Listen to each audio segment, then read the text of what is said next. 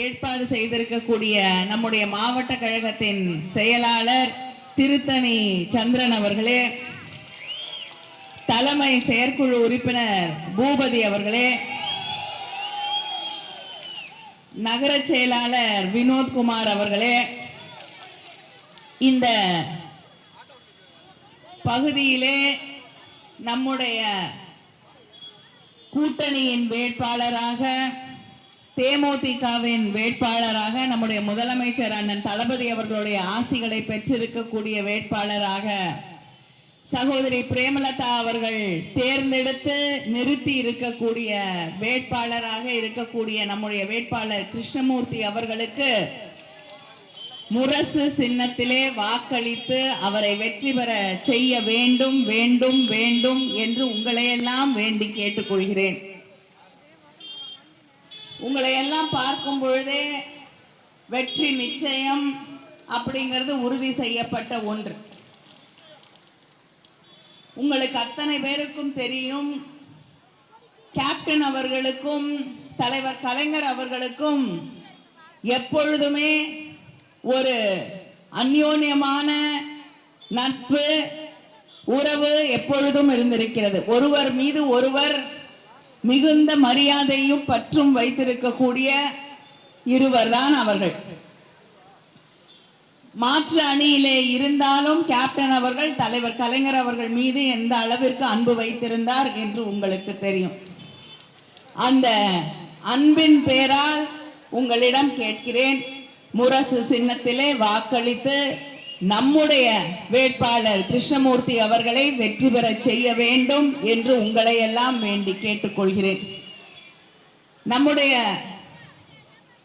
கூட்டணியின் சார்பாக வந்து மக்களை சந்தித்து எங்களுக்கு ஓட்டு போடுங்க அப்படின்னு கேட்கும் போது நாங்க உரிமையோடு வந்து உங்களை கேட்கிறோம்.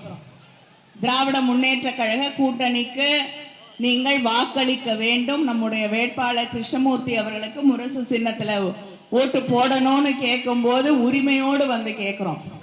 ஏன்னா மக்களுக்கு கொடுத்த வாக்குறுதி எல்லாம் நிறைவேற்றி தந்திருக்கக்கூடிய முதலமைச்சர் அண்ணன் தளபதி அவர்களுடைய பேரை சொல்லி வந்து ஓட்டு கேட்கிறோம். மகளிர் உரிமை தொகை கொடுக்கவே முடியாது அப்படின்னு பழனிசாமி, எடப்பாடி பழனிசாமி சொன்னாரு. ஆனா அதை நிறைவேற்றிய முதலமைச்சர் தளபதி அவர்கள். 1000 ரூபாய் மகளிர் உரிமை தொகை இன்னைக்கு 1,31,00,000 பெண்களுக்கு, தமிழ்நாடு முழுவதும் இருக்கக்கூடிய பெண்களுக்கு கிடைத்துக் கொண்டிருக்கிறது. அடுத்த முறை நம்ம ஆட்சி தான் வரப்போகுது. வந்தவுடன் எவ்வளவு திமுக பிரச்சார கூட்டத்துல 2 விரல காட்டுக்கிறேன் இல்லையா? இனிமேல 2 விரல்னாலே 2000 ரூபாய் தான் இல்லையா?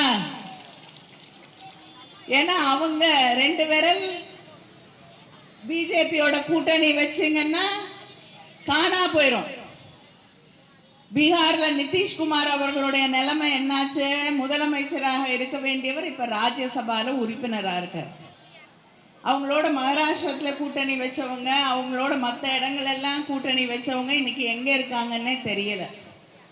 அதனால நம்ம எடப்பாடி பழனிசாமி அவர்கள் ஜாக்கிரதையா இருக்கணும். போற போக்குல ஏதாவது ஒரு மாநிலத்துக்கு கவர்னரா தான் அவரை அனுப்ப போறாங்க. அதுவும் பண்ணுவாங்களா இல்லையான்னு தெரியல. அது அமித்ஷா அவர்கள் மனசு வச்சா ஒருவேளை அனுப்புவாங்க.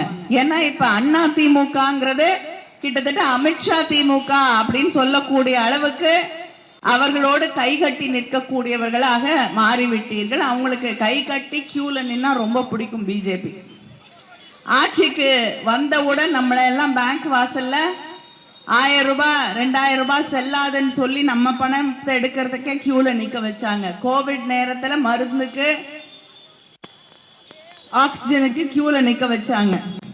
இப்ப சிலிண்டருக்கு நிக்க வச்சிருவாங்களோ அப்படின்னு பயத்தோடயே நின்றுட்டு இருக்கோம். Make in India make in இந்தியான்னு முதல் நம்மளுடைய மோடி. ஆனா இந்தியாவில் எதையுமே செய்ய மாட்டாங்க. அவங்க உருவாக்கி இருக்கிறது அம்பானி, அதானி அப்படிங்கிற 2 பேரை தவிர வேற எதையும் உருவாக்கல இந்தியால. அதனால சிலிண்டர் எல்லாம் வெளிநாட்டுல இருந்து தான் கொண்டு வராங்க. போர் நடக்கும் போது வரல. இன்னும் எத்தனை நாள் நமக்கு சிலிண்டர் கிடைக்குமோ அப்படிங்கிற பயத்தோடையே இருக்கிறோம். அதனால வந்து ஓட்டு கேட்க வந்தாங்கன்னா கேளுங்க, முதல்ல சிலிண்டரை கொண்டு வந்துட்டு அதுக்கப்புறம் ஓட்டு கேட்க வாங்கன்னு கேளுங்க. இப்படி தமிழ்நாட்டுக்கு, இந்திய மக்களுக்கு துரோகம் செய்து கொண்டு இருக்கக்கூடிய கூட்டணி நமக்கு வர வேண்டிய நிதி எதையுமே தரதில்லை. பட்ஜெட்ல தமிழ்நாடுங்கிற பேரே இல்லை. அப்படிப்பட்ட ஒரு கூட்டணி தான் நமக்கு எதிராக அணிவகுத்திருக்கக்கூடிய கூட்டணி. தமிழ்நாட்டுக்கு துரோகம் செய்யக்கூடியவர்கள், தன்னை வளர்த்த கட்சிக்கே துரோகம் செய்யக்கூடியவர்கள், தான் யார் காலில் விழுந்து, ஒரு அம்மையாருடைய காலில் விழுந்து ஆசீர்வாதம் வாங்கி முதலமைச்சராக எடப்பாடி பழனிசாமி அவர்கள் வந்தாரோ, இன்னைக்கு அந்த அம்மையாருக்கே தன்னுடைய கட்சியில இடம் இல்லைன்னு துரத்தி விட்டுட்டார். இதுதான் அவர் காலில் விழும்போது மக்களுக்கு தரக்கூடிய மரியாதை. அதனால யாருக்கும் நம்பிக்கையானவராக இருக்கக்கூடிய வாய்ப்பு கிடையாது. மக்களுக்கும் நம்பிக்கையானவராக இருக்கக்கூடிய எந்த வாக்குறுதியும் நிறைவேற்றினதில்லை. 2016 தேர்தல் அறிக்கையில செல்போன் கொடுக்குறேன்னாங்க. நானும் தமிழ்நாடு முழுவதும் கேட்டுட்டேன், அந்த செல்போனை வாங்கினவங்க யாராவது இருக்கீங்களான்னு.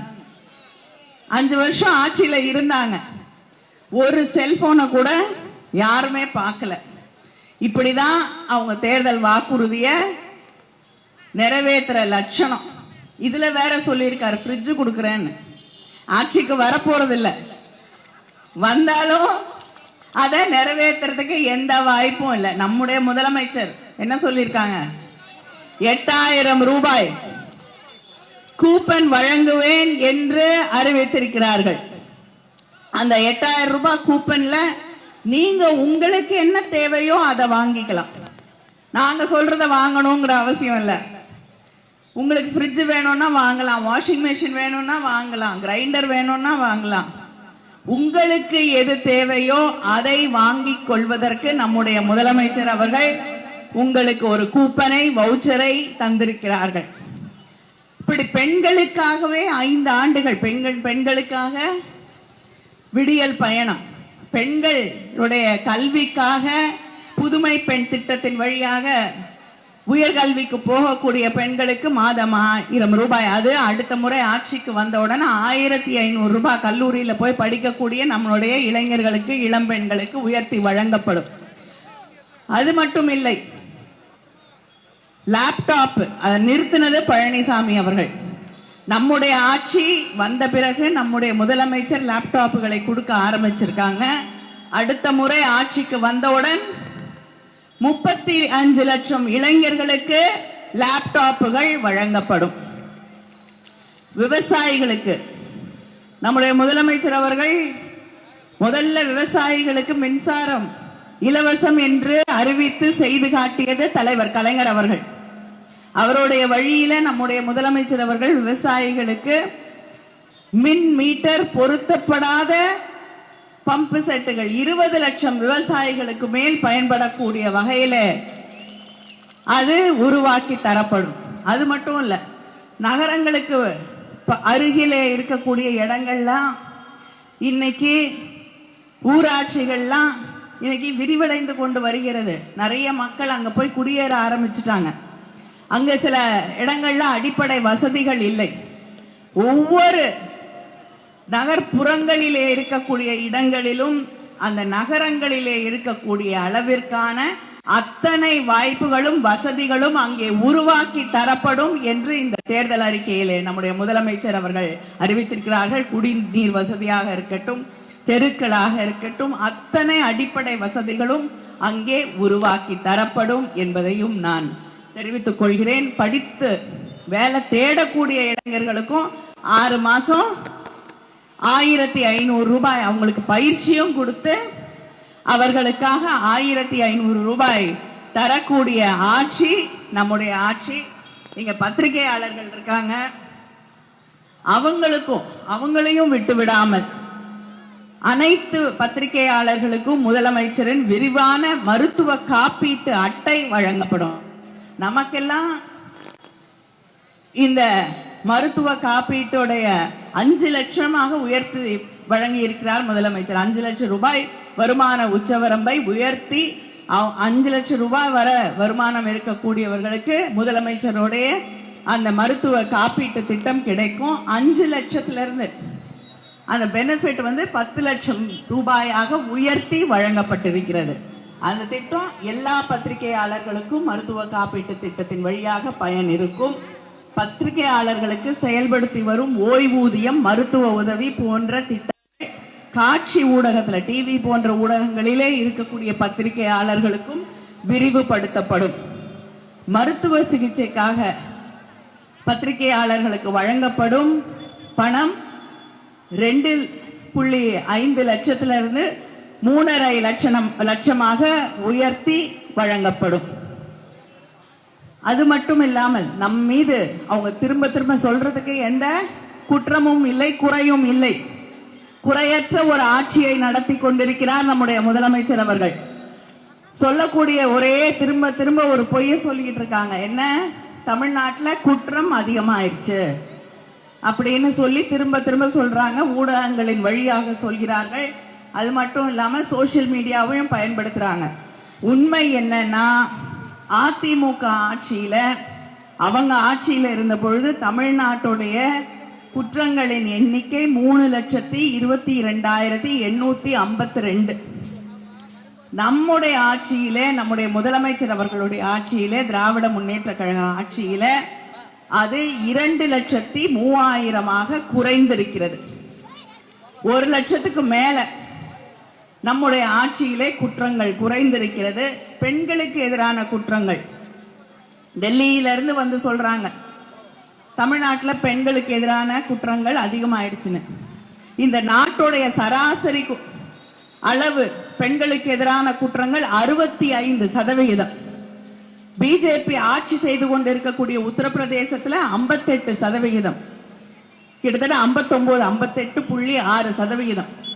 ஆனா தமிழ்நாட்டில் 23%.